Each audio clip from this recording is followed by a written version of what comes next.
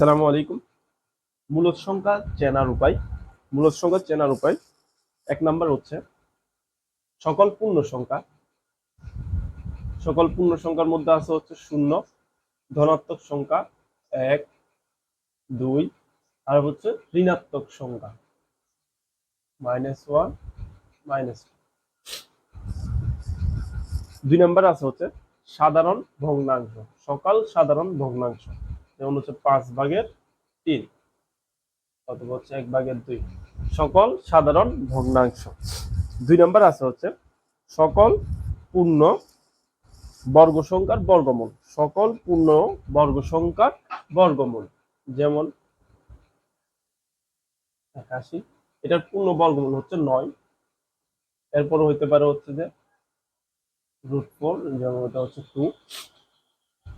এটা হচ্ছে সকল পূর্ণ বর্গ সংখ্যার বর্গমূল। এরপর আসতেছে হচ্ছে কোন সংখ্যার ঘনমূল পূর্ণ বর্গ সংখ্যা হলে।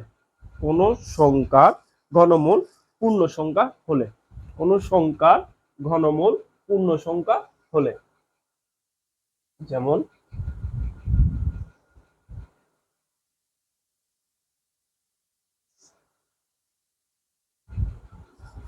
এটা হচ্ছে পূর্ণ, এটা হচ্ছে কি এই সংখ্যাটা হচ্ছে ঘনমূল। এই সংখ্যাটা হচ্ছে কি ঘনমূল। কোন সংখ্যার ঘনমূল কি হয়েছে পূর্ণ বর্গ পূর্ণ সংখ্যা হয়েছে। এই যে এটা একটা হচ্ছে কি পূর্ণ সংখ্যা, 2 একটা পূর্ণ সংখ্যা আর এটা হচ্ছে কি ঘনমূল।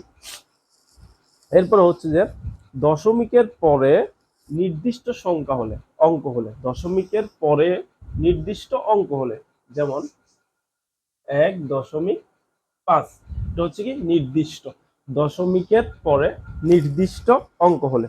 এরপর হচ্ছে পৌনঃপুনিক। এরপর আসতে হচ্ছে পৌনঃপুনিক, যেমন হচ্ছে এই যে পৌনঃপুনিক, 2 এর উপর পৌনঃপুনিক, 3 এর উপরে পৌনঃপুনিক।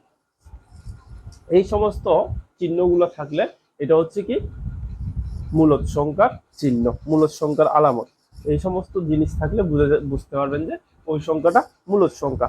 সংক্ষেপে আরেকবার বলি, সেটা হচ্ছে কি শূন্য স্বাভাবিক সংখ্যা, প্রকৃত ভগ্নাংশ, অপ্রকৃত ভগ্নাংশ, পূর্ণ বর্গমূল, পৌনঃপুনিক, এই সমস্ত সংখ্যাগুলা মূলদ সংখ্যার চিহ্ন বা মূলদ সংখ্যার আলামত। এই সমস্ত সংখ্যা থাকলে আমরা মনে করব এটা হচ্ছে কি মূলদ সংখ্যা।